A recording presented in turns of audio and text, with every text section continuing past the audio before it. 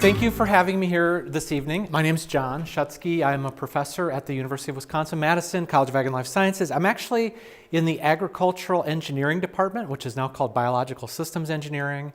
My work is largely connected to the health and well-being of farmers and farm families and people who live in rural communities. A lot of that work in the last, say, 30, 35 years is focused on like injury prevention.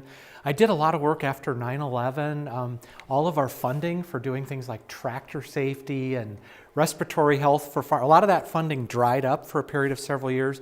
But after 9/11, a lot of it went into like homeland security and food system preparedness to try to protect our food and our farms from intentional like terrorism events.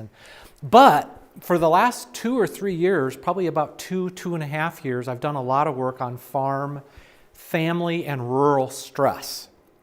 And actually, it wasn't just the last 2 years. Did a lot of work back in the 90s and also the very late 1980s when we went through, we've gone through cycles. So you could map my work in this area to the farm cycle that we've had, or cycles that we've had, and especially like the last 2 years, we are not like in our dairy industry, we're not down in the tank as far as we were like in 2009. 2009, are any of you from dairy farms? 2009, prices were down around like $9, $10 for milk. It's up a little bit higher now, but it has been consistently for like 2 or 2.5 years at or slightly below the cost of production. So there are a lot of people who are not making money right now. It's eating up people's equity. And there's a lot of stress out there. And I know that we've only got a few people here who are actively engaged as farmers, but it affects the whole community. And I also know that in this part of the state, you've dealt with flooding. I come from Cross Plains. We got the 15 inches of rain on, you need 3? Yes. You know what I'm going to do is kind of put them back there. We'll make sure. Do you mind doing that? No, we don't mind. Thank you. We got the 15 inches of rain on August 20th. Is that part of you? You had some pretty heavy storms in too.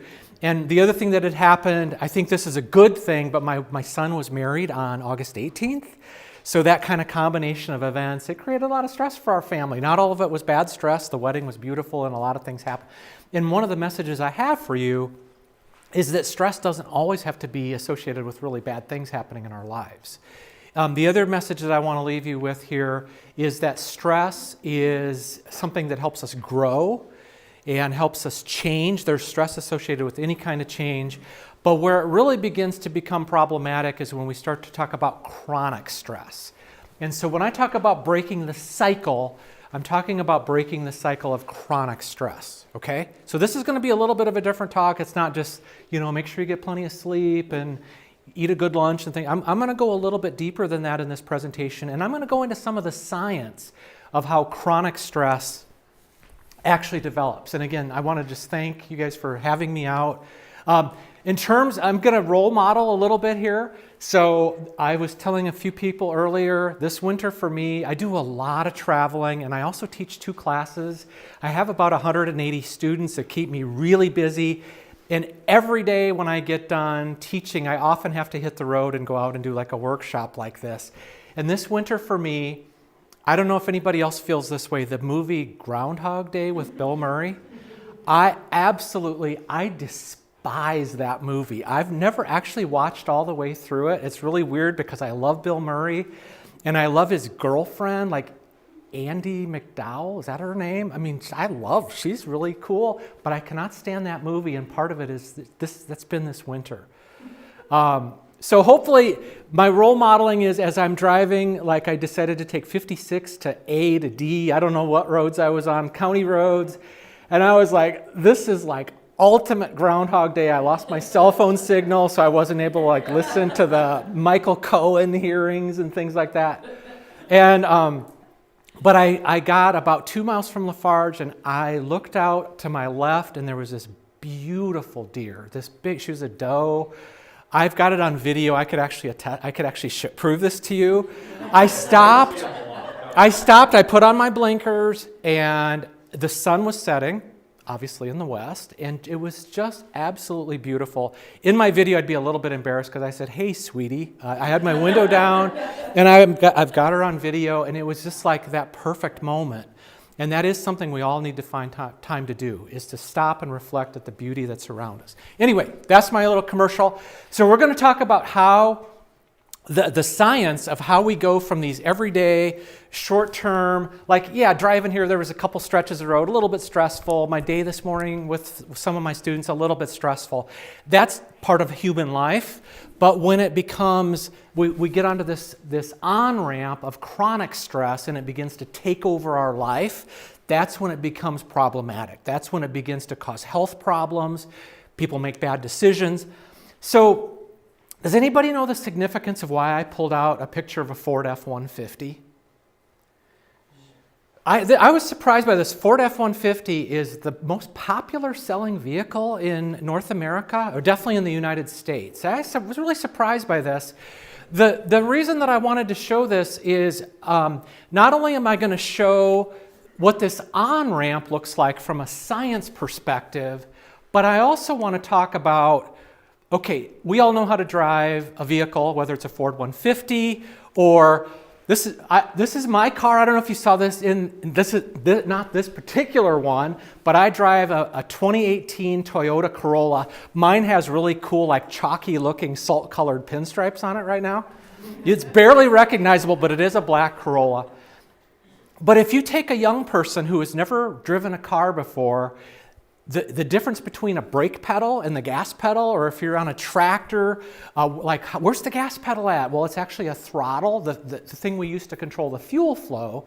What I want to talk about is, like, where are those throttles at when we talk about long-term chronic stress? Because if you want to begin to turn down that chronic stress response, you got to know where those throttle levers are. Another way to look at it is, if you were, I normally show a picture of this beautiful fountain, like I think it's in Rome, in Italy, and if suddenly you notice that there's a young child in the middle of that fountain and you need to get the water turned off, like, where are the valves to turn the fountain off?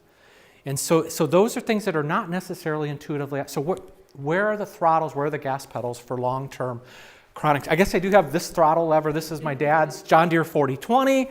So if you're a farmer, where's the throttle lever on the 4020? The fuel that leads to stress, where does it come from? And more importantly, where's the gas pedal or throttle to turn it down? So when we're talking about this long-term chronic cycle of stress, what ends up happening is, over a long period of time, stress begins to change our brain. And I'll talk more about the impact on our brain. One of the things is we begin to make bad decisions. And again, I'll go into a little bit more detail why that's the case. When we make bad decisions, what are some of the consequences? Like, we might make bad financial decisions, or we might have a really ugly, nasty conversation with a spouse or a partner or a child or another loved one or a neighbor or a community member. And then these things start to, like, cycle on themselves. You make a bad financial decision, or you have a really nasty conversation that you regret. That has consequences which further fuel, it adds more fuel to the stress response. And that's where people get into this vicious cycle of long-term chronic stress. Now, it doesn't happen overnight. I want to start out by talking about short-term stress. What do you think, with respect to the word stress, what do you think of when you see this picture? Any stress going on here? What's the significance, what's the significance of this particular animal? Anybody know what it is? It's a cheetah. Cheetah's famous for being the world's fastest land mammal, probably the world's fastest mammal. Can run quite a bit faster than I can run, despite being the finely conditioned athlete that I am. So this cheetah can run 70, 75 miles an hour, is out there. The little gazelle or impala or whatever that animal is sees that cheetah out of the corner of his eye or her eye on the African savanna and suddenly realizes, I've got to kick it into gear. And that happens for the little deer because of this short-term acute stress response. That's not chronic stress, but that's the short. How about the cheetah? Is the cheetah experiencing any stress? The cheetah, even if that cheetah is, the look on its face, it's hard to say. It's pretty neutral expression. The cheetah, even if that cheetah is having a little bit of fun, There's some stress associated with it. Its heart rate is probably boosted up significantly. If it hasn't eaten for several days, there's some stress associated with that. So this is a really primitive, stress is a really primitive response that helps us to survive. If this little animal here, I don't know what the outcome of this is. This is actually captured off of video, and I never had the heart to watch the video all the way to the end. But if this little animal did not have the stress response, it would not survive. And again, that's just a message I think is really crucial. Having some stress in our life is okay, and it does help us to change. Let me go back. I want to talk about the science of this, and I decided Ben and I were setting up our speaker here. I'm actually going to skip this video, but I'm going to show another video in a few minutes. This is a good one. It's a TED Talk. It's called How Chronic Stress Affects Our Brain. It also talks about how stress has the potential to affect future generations or unborn children. And it's really interesting. What I'd like to do, though, instead of showing you this, because it's about 4.5 minutes, is I'd like to just kind of shortcut a little bit and summarize it. So what happens is, if you are that little deer, that little gazelle, by the way, I used to call it an impala. Or no, I think I asked a group of people, what is that little animal? And somebody said, it's a caprice. I said, what? I've never heard a gazelle called a caprice. But that person was thinking it was an impala, and then got their Chevys confused. And then remembered, no, sorry, it's an impala. Anyway, so something happens to you. You are on a farm. You look outside. You see that there's a building on fire, or you're driving down the highway and you hit an ice patch. We were talking earlier about the drive back from northern Wisconsin. There's a stretch up by Black River Falls. I was in the stretch a couple days ago, about a week and a half ago. 30 or 40 semis that crashed up in that area. That's stress. That's the short-term stress. You hear something, or you see it, or you feel it, or you smell it. Something that comes in through one of your 5 senses.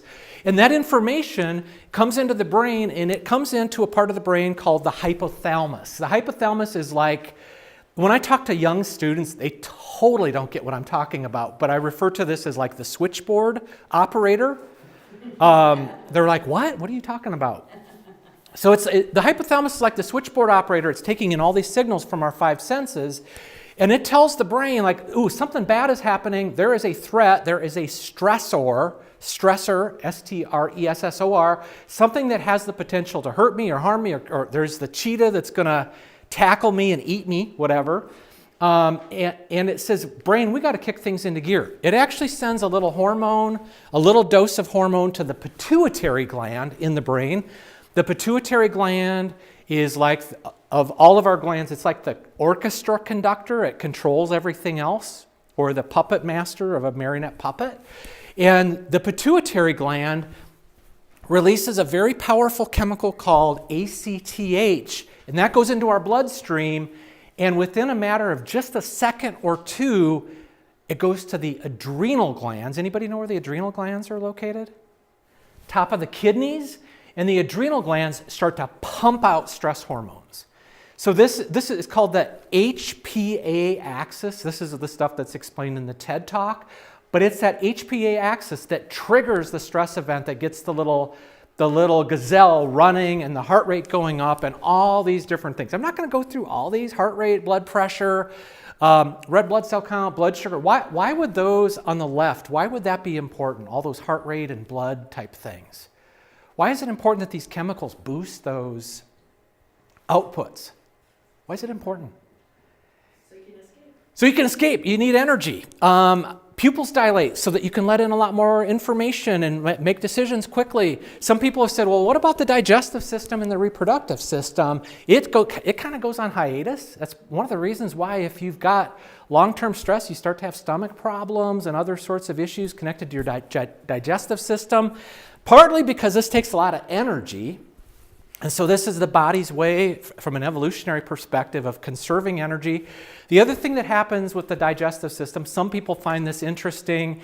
If you were to videotape that little gazelle as the cheetah starts its chase, it's probably going to defecate. And part of that is the evolutionary response. If you can make yourself just a few ounces lighter, you have a better chance of surviving. And then reproductive system, number one, again, energy conservation. Number two, you don't want to be thinking about sex if you're being chased by a 72-mile-an-hour cheetah. And again, from a human perspective, that can be problematic with relationships and all of those kinds of things. The fear center stimulated, this one is really important. Higher level thinking becomes really difficult. All this is a result of two chemicals. Adrenaline, remember I talked about the adrenal glands located at the top of the kidneys, and the other chemical is called cortisol. Well, you've probably heard of both. Adrenaline is the one, I usually am wearing a Fitbit watch that has my heart rate on it. If I measure my heart rate right now, it'd probably be about 102 to 110. I've done this enough that I know what it is. And my heart rate's normally 64, 65. It's because of adrenaline. I'm not super stressed out. I know you guys aren't cheetahs. And cortisol is the other chemical, and cortisol has these longer term, more powerful effects. And I'll talk more about those, but they prepare us to either run, to fight, or in some cases, if the stress is bad enough, we panic and freeze. Have any of you been in the military? Did you go through basic training? How does this connect to, why did you go through basic training relative to this? To learn how to handle. Yeah. You don't want a soldier out on the battlefield or in a ship or any other part of our military suddenly panicking and freezing, and it's to help people manage this response, to prepare you for it and to practice for it. The problem is, if you're not used to dealing with it, the panicking and freezing can oftentimes lead to just kind of becoming incapacitated, not being able to make decisions, not being able to have a conversation with another person, and that's when things get really bad. So remember I talked about not being able to make decisions, the frontal part of our brain, it's called the prefrontal cortex. It is the part of our brain, those of you, any of you have adolescent kids? This is the part, by the way, I've got to be a little bit careful because I know I'm on video. And my kids are no longer adolescents, but it has not been that long ago. For adolescent children on into their early 20s, this is the last part of our brain to develop. So if you've had teenagers around the house and you think, why do they behave the way they do? Part of it is our prefrontal cortex until we get to be 21, 22, 23 is not fully developed. But it's also the part of the brain that results in thoughtful decision-making, good conversations. Again, if you've tried to have a conversation with a 17-year-old a young man or a young woman, you know the difficulty. It's because of the prefrontal cortex. It also is like a mental scratch pad. It is what helps us think about the future, to call information from long-term memory and make decisions. And the problem is stress, short-term and long-term, it essentially numbs or significantly reduces the function of the prefrontal cortex. However, again, normal stress helps us grow. It's part of any change. Marriage in our family, there's stress associated with that. If I'm a little kid and I'm going from a grandchild or a child, I'm going from 3rd grade to 4th grade, that's a big stressor. So stress is not a horrible thing. What ends up happening, though, is if you are that little gazelle and you are being chased day after day after day, hour after hour, or something is happening in your life, whether it's family or flooding or finances or whatever, if it's like a constant set of waves crashing against the beach, what ends up happening, our brain has thermostats. Thankfully, the brain has thermostats that say, okay, the cortisol, the rush of cortisol and adrenaline has come and gone. The brain has receptors that grab onto the cortisol. It's like a thermostat. Or another way to look at it, it's like having literally they're little swatches that are like little swatches of Velcro that are throughout different parts of the brain. And these swatches, these receptors, grab onto the cortisol, and it tells the brain and the pituitary, okay, you can back off. You can turn the heat down. Turn the cortisol down. However, if I'm being hit with it day after day after day, these thermostats literally wear out. The other thing that happens is the part of our brain or parts that are loaded with these receptors under the constant bathing of cortisol, they begin to shrink. in volume and also in the number of receptors. So what happens? We find ourselves in this vicious cycle. So now, again, we're making these bad decisions. There's consequences. It further adds fuel to the response. The brain continues to either deteriorate or not be able to handle the load, and that's when people find themselves in trouble. And I'm guessing every one of us in this room have found ourselves at some point in our life or lives in this vicious cycle of stress. And it can be broken, and there are ways you can kind of heal the brain and get back to normal, but it's not super simple to do. Just quickly, we've got to worry about this for 3 or 4 reasons. One is the impact on our health. So if you think about, again, blood pressure and blood sugar levels and these kinds of things, we know that blood pressure is a big risk factor for stroke and heart disease. Type 2 diabetes, if my blood sugar is consistently elevated because I'm constantly dealing with this stress response, there's a high potential to develop type 2 diabetes. So these are things that are directly related to stress. We also need to be thinking about mental and behavioral health. So if you've got these feelings of hopelessness, this lack of energy, worry, anxiety, again, these can begin to fuel and contribute to the vicious cycle. We also know, and I'm just going to talk about it, and if anybody wants to talk further toward the end of my presentation, we also know that these are big risk factors for suicide. And in our farming communities and in many of our rural communities, it's a big issue right now. And I wanted to say there are resources, there is help available. I've had enough formal training that I'm happy if anybody wants to talk when we're done to connect you with specific resources. But I do want to kind of get that out there. It's something that for many, many years, when I would use the word suicide, it would be like, oh, John, we don't want to go there. And what we're really trying to do as professionals in this area is to try to break that stigma of talking about it and actually be able to have these conversations comfortably. I've talked a little bit about the impact on relationships.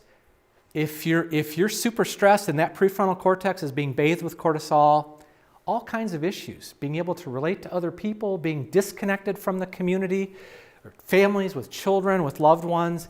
And let me just say one thing. We know that as far as being protective, like what are the positive things, the more connected you are into a community and with other people, including just your neighbors, or the church, or the school, or the coffee shop, or the bar. Now I've got to be careful when I talk about that, but the more you're connected with friends and community, the better your outcomes are with stress. And it's also a risk factor when people begin to pull away. That's when it's time to begin to think about and ask some questions and reach out to those people who you care about. So let me start to talk about some of the control. Remember the throttle, the control valve, the gas pedal on the Ford F-150. I think deep down I've got this real longing desire now to get a Ford F-150. Do you have one by any chance? No? I kind of want to maybe think about next time I'm due for a new Corolla, maybe think about that. Let me talk a little bit about, I'll talk about control. So regaining, where are the throttle levers? Regaining some sense of control is a key. Now I've had a lot of people say, oh, John, this is so common sense. However, this is a really crucial word. You don't have to regain a perfect sense of control to begin to break the stress cycle. Let me tell you about a series of experiments that were done in the 1950s and 1960s involving laboratory rats. I will just caution you right now, I don't know if anybody here is a member of like PETA or any of the animal rights and animal welfare organizations. If so, good for you. I will tell you that these experiments could not be done today, but back in the day, this is what they did. And I'm going to characterize these as like one kind of big aggregated set of experiments. It's kind of the summary of a whole bunch of different variations. So imagine if you have 3 groups, I'm going to test your math skills here, 3 groups of 100 rats in each group. So how many rats do we have total? Well, you guys are good. So we have 300 rats in 3 groups. The first group lives in a normal size laboratory box, roughly 2 feet by 3 feet by about 1.5 feet tall. And there's little toys in there and food and water. And they've got controlled climate, so they're relatively happy. I mean, I would not be happy in a situation like that, but they're laboratory rats. They're going to typically live to be 2 to 3 to 4 years old. That's the control group. They live normal, happy rat lives to the extent that that's possible. You've got a second group that lives in the same type of cage. However, they are constantly standing on a grid of electrodes, and those electrodes randomly, about 50 to 60 to 70 times a day, administer a high voltage, low current, but a high voltage electrical shock. Anybody relate to that? Like a cattle prod, or I don't know if anybody here has ever been shocked by an electric fence, like really high voltage, like it's not going to kill you, but not comfortable. And imagine if you're this rat and randomly, so it might be you get 3 or 4 shocks an hour, and then you don't go, like maybe you go another 40 or 50 minutes, and then suddenly you get several more, just totally random. I'm thinking this would be really unpleasant. The third group of rats is exposed to that same potential for shocks, 50, 60, 70 a day. I don't know if I said per hour or per day. This is per day. But they have a little brake pedal, and there's a light, and the red light comes on just a few seconds before the shock is to be administered, and they can reach out and touch the brake pedal with their little feet or paws or whatever those would be called. And about 30 to 50% of the time, they can shut the shock off. They don't shut it off all the time. They don't have perfect control. They have control 30 to 50% of the time as long as they're paying attention. They might be sleeping, but they can control 30 to 50% of the time. So that's the 3 groups of rats. Which group of rats lives the longest, do you think? The control group's going to live the longest. They'll live the normal rat life, 3 to 4 years. How about the ones that are getting shocked and have zero control? They're going to die. Those rats will die within 2 to 3 months. And if you dissect those rats, you're going to find stomach lesions and stomach ulcers, and you'll actually find that the parts of their brain, like the prefrontal cortex and the hippocampus, are shot. Like they're physically pruned up and they look dead, and which is part of what leads to their death. And the third group, what do you think about the ones that have control 30 to 50% of the time? What do you think their outcome would be? I would think somewhere in the middle. They've got control, say, half the time, so they're going to be about in the middle. They're statistically, according to these classic experiments, statistically, their lives are not all that different than the ones that are never exposed to shocks. And I've got other examples, but the idea is if we can find ways to wrestle back some small sense of control and take ownership and be the ones in power of kind of moving the ship forward, that makes all the difference in the world. The control does not have to be perfect, but you do need to take some positive actions to go there. So find specific ways to regain a sense of control. Okay, so this is where my paper plates come in. So take your paper plate, if you would, and what I'd like for you to do, hopefully everybody has a writing utensil, a pen or pencil, or you could use a crayon, or a Sharpie, or whatever you want to use. Crayons are actually fun. So did you draw your line? If you could draw, it doesn't have to be a dotted line, by the way. Don't do a dotted line, that'll take too long. Just draw a line down the middle. These right on okay? I got these at Dollar General in Mazomanie, and I wasn't sure because some of them are waxy, and then that's really frustrating for me. Okay, so you got a line down the middle. What I would like for you to do on the left-hand side is to don't be exhaustive, but make me a list of 4, 5, 6 things that stress you out. By the way, if you need a second plate, let's talk. I'm going to give you just like 30 or 40 seconds to do this, if you would.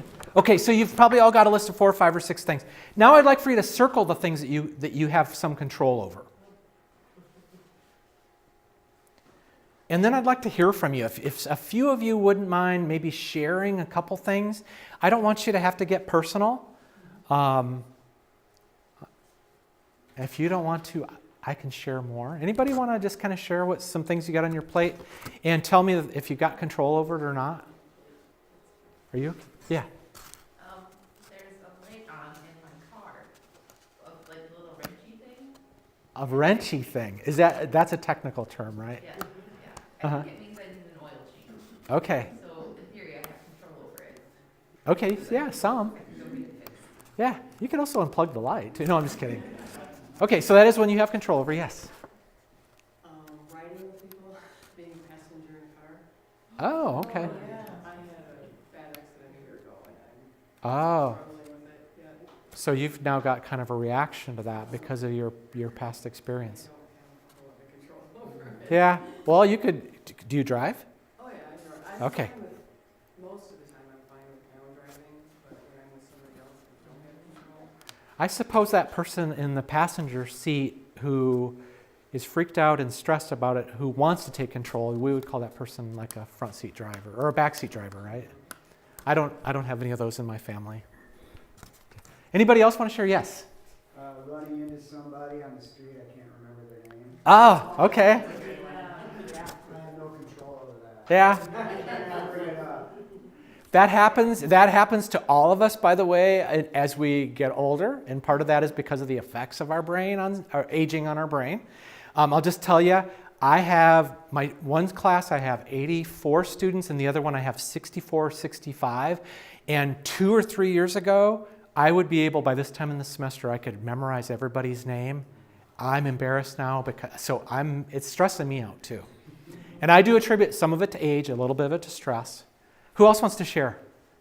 Yeah. Airline schedules. Airline schedules. Their schedules.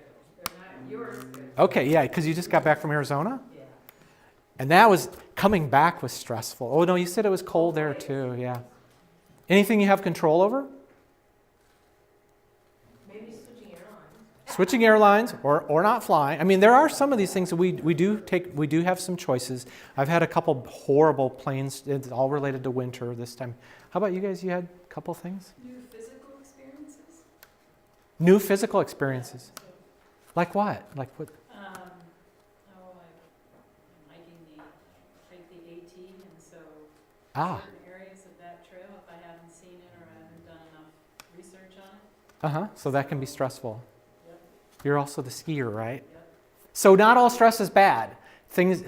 I'm guessing that there's also a lot of pleasure in that, but you also have, no? No, yeah, there Yeah. is. Yes. And did you have one also? Yeah, illness in children. Illness in children, yeah, that's a huge illness with any family member. I actually think that that's worse than personal illness. We went through situations with a young nephew many years ago with leukemia, and it was probably the most stressful thing that I have ever, and my parents and his mom had ever experienced. So the idea here is there's a lot of stuff that we have stress. Again, I'm thinking about my Groundhog Day comments earlier, and who knows how many more mornings we're going to wake up and have another 2.2 inches of snow, and the roads are all, I have no control over that. But there are some things in terms of how I deal with it, how I manage it. But I want to just tell you, there are some things we have zero control over that cause us so much stress. And I think that's the beauty of things like the Serenity Prayer, to know the difference between the things we can control and the things that we can't, and then focus your time and energy on planning and doing positive things in the areas that you can control. I also want to just give you 30 seconds, and if you would please, write down 5 things that bring you joy. Who else wants to share? Yeah. My grandson. Okay, grandchildren, children, more. It's usually more the grandchildren, right? Yeah. So what I would encourage you to do is take this home, think about, there's so much of the stuff that is just so massively stressful for us that we don't have control over. And the things that you can control, we're going to talk a little bit more about that in a few minutes here. But also think about the things that bring you joy. As you guys were writing, I was just kind of going back to watching the sunset and my little video of that little deer out there. I got goosebumps. And sometimes just reminding ourselves of the beauty And the gifts and things that we have that are positive can make all the difference in the world. All right, so let's talk about some other, this is like a little bit less fun. Let's talk about some very specific things. One is to begin to take control by planning.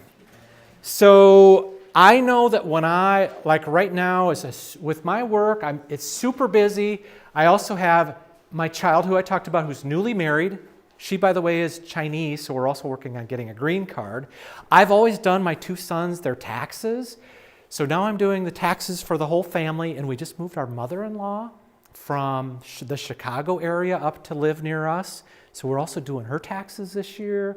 I've got to sit down this weekend. I got to have a plan. Tax day is what? April 15th. So I got to have a plan, and we got to kind of get things together. I've got to do some planning, and I've got to be careful not to get caught in the traps of inaction. What are some of those things that cause us to procrastinate or to not act? Fear, okay. That's a hard one to overcome. What are some other things that we sometimes... There's fear of going there, but then there's also, like, it gets worse if you don't do it, right? And then that just sort of accelerates and contributes to that. What are some other things that contribute to inaction or procrastination? Things that bring you joy. The things that bring you joy, yeah.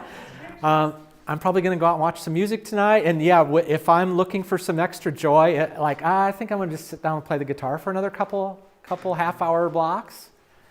The other thing is we often and I'm this way right now with the taxes, it's like, I just need a little bit more information. I don't want to start on her taxes until we get that final statement back on her retirement benefits. Guess what? I've got 95% of it now. I need to get going. And we often procrastinate because we're waiting until we get perfect information.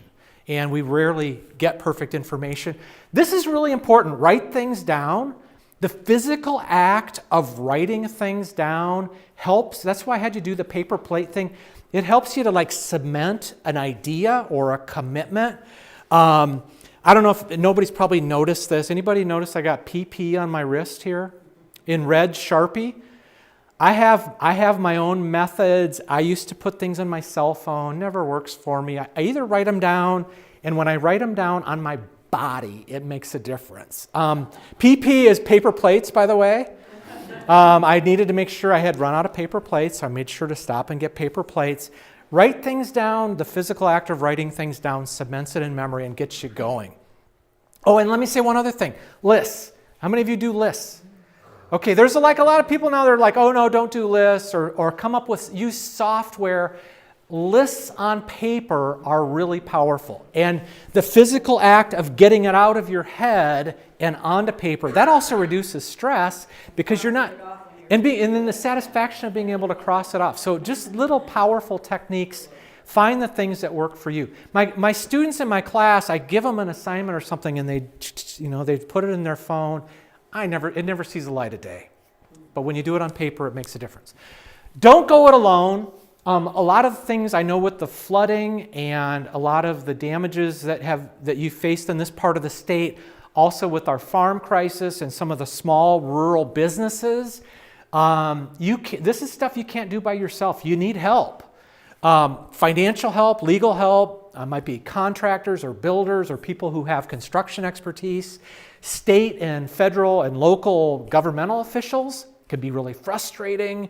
A lot of my work with farmers during the government shutdown, like right after Christmas, people are just pulling their hair out, and you come to realize how important these people are. You've got to be part of a team. If you think you're going to take this on by yourself, it's totally overwhelming. So make sure to ask for help. Who else might you need to get some help from? Friends, family, people in your church, people who you've got kids or grandkids in school with. Here, let me tell you another one is health professionals. I'm not going to ask this question because I don't want to embarrass anybody, but ask yourself, when's the last time you saw a doctor or a nurse practitioner? For a lot of us, or for a lot of you, for me, it's not been that long ago. A lot of people, 2-3 years. You're typically pretty healthy. But I will tell you that stress and breaking that vicious cycle that I've keep talking about, breaking that vicious cycle of stress takes energy, and having energy takes health. And so, get yourself in there and make sure that you're taking care of your body and your mind simultaneously. So another one, I don't think I'm going to go through this in great detail. How many of you have heard of the idea of SMART goals? Okay, so yeah, you guys are, most groups, not as many people. So SMART goals, in terms of getting you going on something, so I was thinking about this as I was driving, like what's an example I could use? SMART goals are specific, measurable, action-oriented, realistic, and what's another way of saying time specified? Deadline. Having a deadline. It just doesn't go good with SMART though, right? So I was thinking like my SMART goals, like, okay, this weekend we've got to start getting the taxes done. But I've got my taxes and my wife Kate, I've got one son and now the married son and the mother. I got 4 sets of taxes to do. So what's one of the things I need to do with my SMART goal? I need to say, like, I can't tackle all 4 of them simultaneously. So my SMART goal for this weekend will be specifically, I am going to get my mother-in-law's taxes as complete as I can get them by Sunday afternoon. How will I measure that? I will get as far as I can get. I use TurboTax. I will get as far in TurboTax as I can get and then figure out what I still need. The actions are pulling everything together. I don't need to go through all that, but I've got specific actions. And by the way, is it realistic? I'm not sure. I've not done her taxes before. My other part of my SMART goal is if I get to Sunday night and realize I'm in over my head, we'll go find a tax accountant, and that person will help us. I suspect we might end up getting there, but I want to give it a good shot. And then my time specified is if this goes past Sunday night, like I don't want it to go past Sunday. If it goes past Sunday night, we're going to find another person to get it done. So to really break things down in a format like this can be helpful.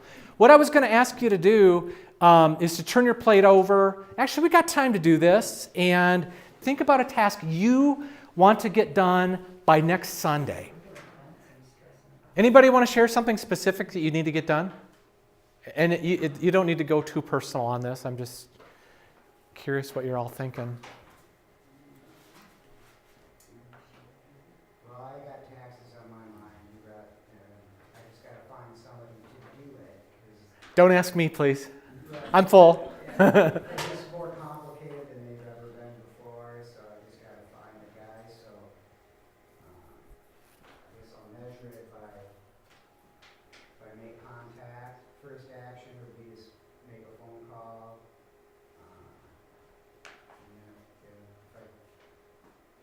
And by when? Find out if that's, it should be realistic. It should be. Yeah, it's pretty simple. And by when? It's too complicated. By when? Sunday, Okay. yeah, So do it by Saturday because he probably won't be open on Sunday. correct. Yeah. Unless you do it on Sunday the 10th, then you got like a week and a half. You'll be good. Anybody else want to share an example or two here? Sorry, I am putting a hardwood floor in the room. Okay. It's not terribly important, but Have you started? a little bit prep. Okay, a hardwood floor in a room in here? No, not at home. Okay. What's the room? It's a little room above the garage. Okay. What's the measurable? When it's done, or Yeah, I would think so. yeah? Yeah. Have you started? What? I've started clearing the floor, getting the furniture out, things, Okay. measurements, making sure things are going to go right, make sure I have enough wood. Okay. Oh, so you're not at that stage yet. Which, if you don't, you're going to have to either make some phone calls or Yeah. do some ordering. Just fake it. So, and do you have this? Do you- No, I don't. I don't really have a deadline. Okay, we all need to help Well, Ben with the springtime. deadline. Spring, I gotta have it done by. What? Okay, we need Before field season. spring is March 20th. Okay. Yeah. March 20th? There's no way I'd get it done by then. Okay, so what's spring? Well, once the roads are salt-free and. No, what's spring? Give me a date. I'm teasing you Yeah, here. I know. I don't know. April 1. April 1, okay. So I am going to call you back. No, I'm just kidding. No, but the idea is, and as guy, I'm gonna pick on Ben because I'm like you. As guys, we're often very resistant to the time thing, And the other thing is, guys, well, it's everybody, but if you set a deadline and you don't make it, you miss your deadline, a lot of times we beat ourselves up and then we decide we're just going to kind of shove the whole thing in the closet. The best thing if you miss a deadline is to go back and revisit a SMART goal, give it your best shot, and the more you try it, eventually it's going to get done. But if you just say like, yeah, whenever, it'll never get done. Take it from somebody who knows. We just got a few other things I want to cover here. Nutrition is really important. Like, this seems like super common sense, but if you're thinking about all these things and you've got stress, it's affecting the ability of your brain to make decisions. Your brain only weighs 3 pounds, and yet it consumes about a quarter of the energy. So I think about I weigh like a little bit over 200 pounds. So 3 pounds divided by, it's like 1/60th or 1/70th of my body is my brain. And yet a full quarter of the energy is consumed by my brain. So here's how, with people who are in agriculture, who are in farming, I think about this energy requirement like this. Like, who would ever dream of going out and buying like a big chopper like this? Anybody know what this is like a Kloss chopper? What would a machine like this weigh? Or not weigh, what would it cost? Brand new, you know? 300,000? So think about going out and buying a brand new $300,000 machine, and then you look over at the fuel gauge. This is your first day out, you're getting it broken in, and you think, oh crap, we need fuel. I hadn't really thought about that. A mile down the road is that old shed behind Uncle Jerry's place. I think there's an old underground fuel tank in there. Maybe from back in the 1970s. I don't know what's in it, but it wouldn't hurt to try. Like, nobody would think about doing that with an expensive piece of equipment or the Ford 150. Like, you're going to look for good quality fuel, and yet that's what happens to us when we get under stress. What we choose to eat just it goes out the window. I was with a group of guys one time, and they were all guys these were people who apply pesticides, herbicides in the fields, like a 60, 70, 80 hour a week job.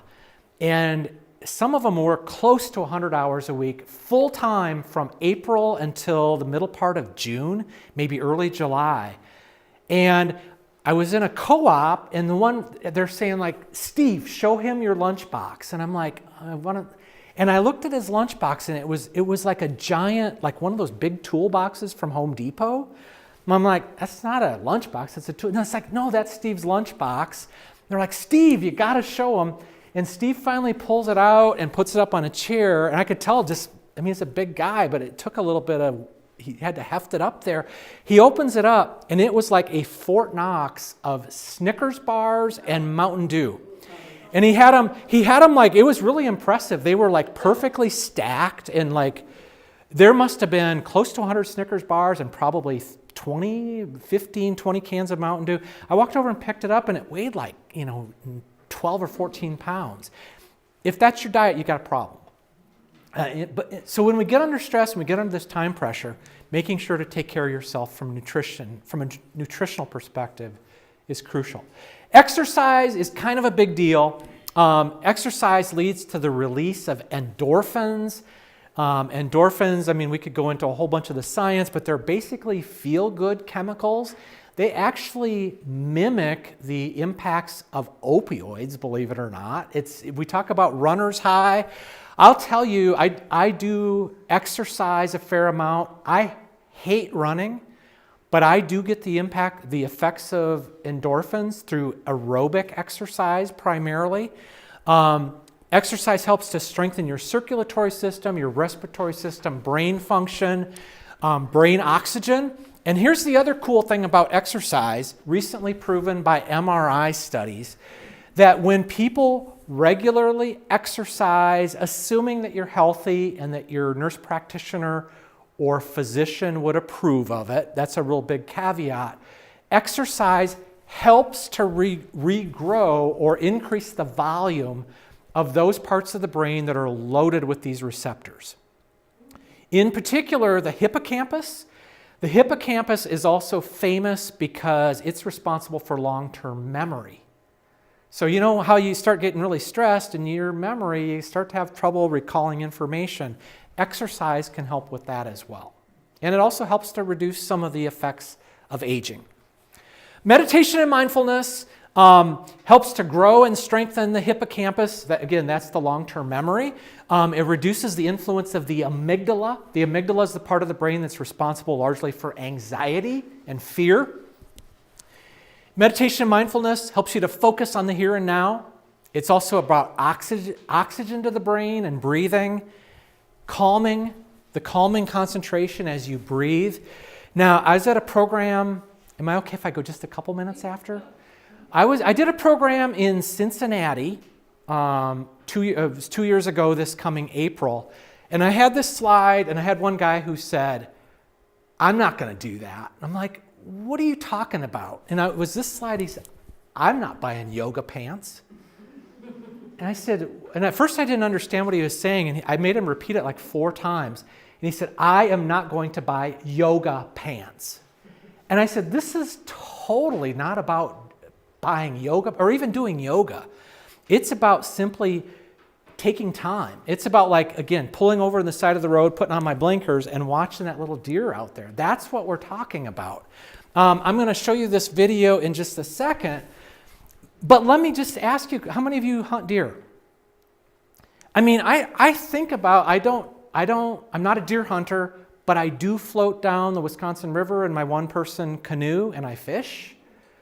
And I do it, like, so there's times I got my fishing pole over on the left-hand bank floating downstream, and I actually hope I don't get a bite, because, like, I am just loving, I get off the water and I am literally a different person.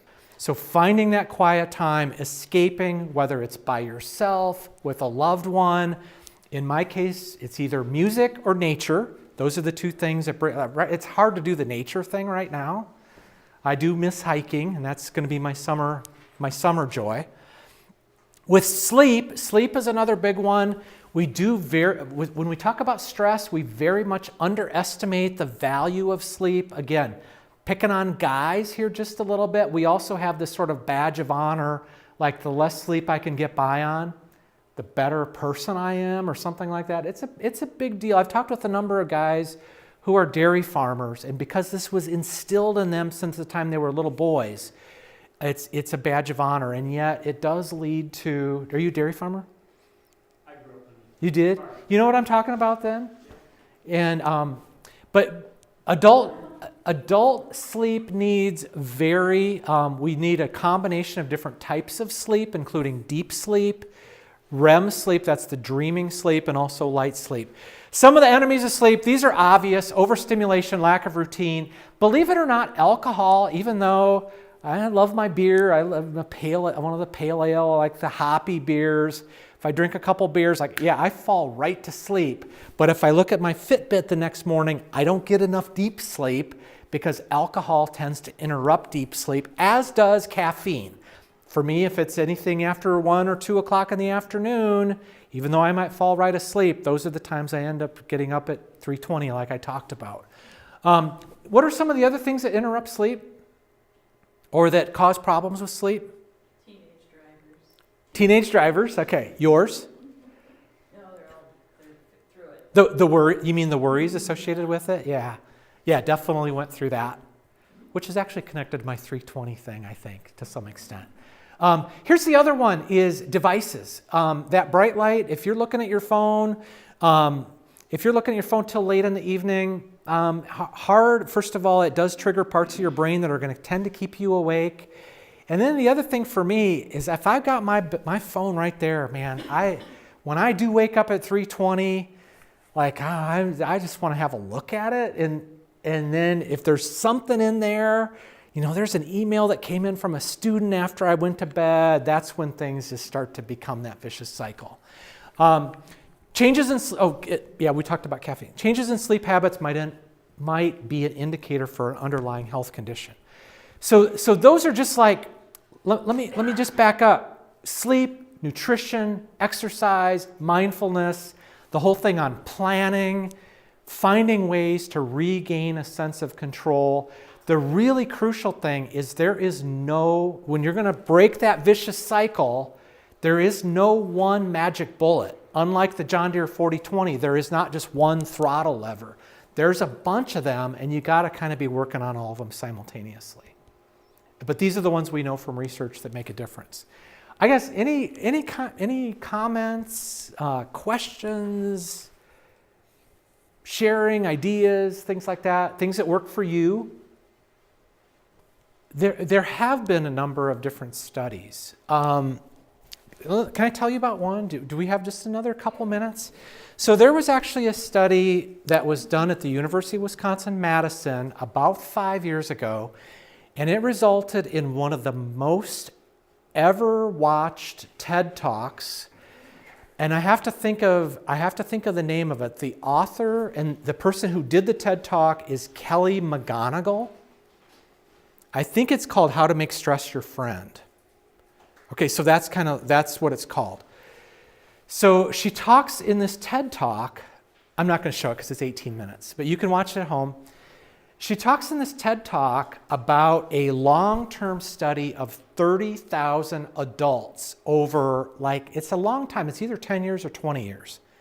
They're randomly selected from across the country, rich people, poor people, men, women, all different occupations. So 30,000 is like a really big study, right? You watch them over a long period of time, and during a really long period of time, unfortunately, some people are going to die. When they're alive, they asked them two really crucial questions. One question was, how much stress do you have in your life? Like a little bit, a fair amount, or I've got a ton of stress in my life. So that's one question, how much stress, and then 3 different levels. The other question they asked is, to what extent do you think stress negatively affects your health? And other parts of your life. And so it was like, it affects it very little, a medium amount, or a lot. So the bad news is, and she talks about this in great detail, the people who said, I got a boatload of stress, their death rate or excess number of deaths over and above what you would expect is really, really high. But if you look at that group who said, I have a boatload of stress, it was only the people who said, it also probably has a really nasty impact on my health. They're the ones that had this excess number of deaths, but the people who said, I've got a boatload of stress, but I don't really think it has a huge impact on my health and my life, theirs was no different than the people who said that they had zero stress. It'd be easier if I explained this with a graph. So the idea, and I love this video, I actually show it at some of the workshops like this I do. Her idea, her end conclusion is, if you view stress as a positive call to change and to be a different person, and you use it as an opportunity to drive that change and to be in control, and especially to reach out and build connections with loved ones and family and community, then it's a beautiful thing.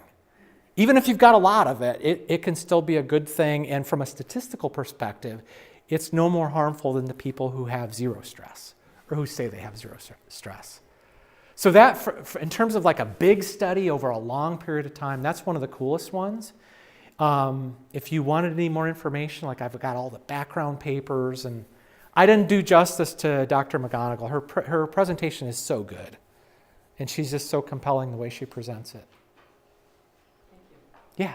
So what have you found for the farmers going through the worst, the combination of things that are happening now? What have you seen with farmers that works?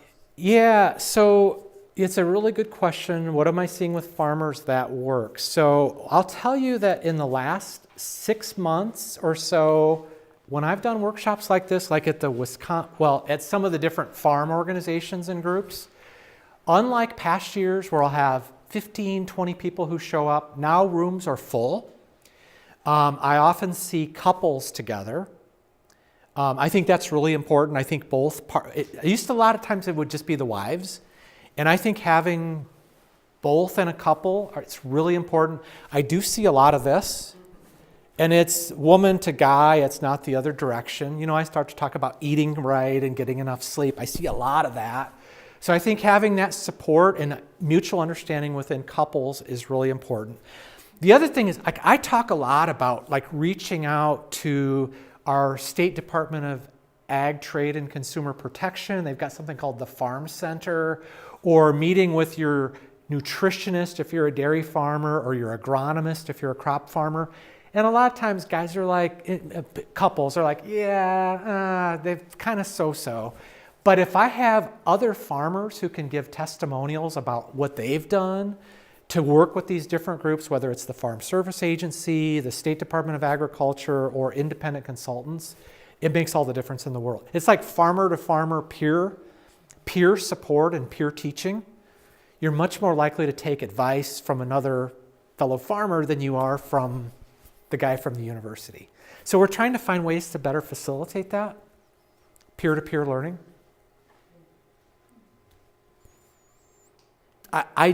So what happened, I think what's led to the last 3 to 6 months where a lot of people are coming to this, as we got out of the harvest season, there were a lot of weather-related delays. And then like December, everybody's able to take a deep breath and go to the Dells or Stevens, wherever the different conventions are. And they get away and it's like, holy crap. They start looking forward to 2019, getting operating loans. It's really difficult right now. And so people are like, there's a little more desperation. And I think the need is only going to increase here in the short term. Any other questions? Thank you for having me. It was fun. And thank you for your good participation too. I appreciate that.